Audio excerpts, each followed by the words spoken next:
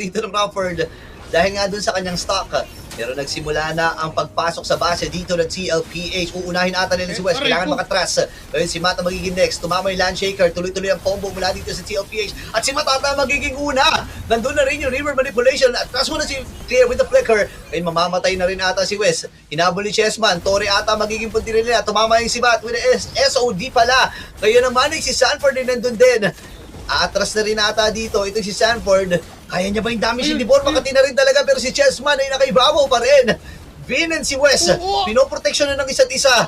Habang si Niborti naman namimitas lang kung sino man ang kanya magiging target dito. Napakakuna talaga. To the rescue na si Vin. Pero sasapat ba ang kanilang damage? Wes ay sumama na. Makati talaga si Sanford. Tumama yung Landshaker. At mamamatay ang apat na miyembro ng Crawford. 1 second para kay Sermat. Aabot siya dito pero ang katanungan ay madedepensahan ba nila? Reggie sumalubong na rin, nilapag yung kanyang glorious pathway. Pero si Chessman sabi niya, hindi, magtutore na ako. Kaya lang na-clear nila ng matagumpay. Ito mga minions na ito, kailangan na lumayo ni Sir Bata. At may minion pa sila nakasama, River Manipulation, yun ang uunahin. Dito ng Crawford, Ira at matagumpay na pagdepensa para sa kanila.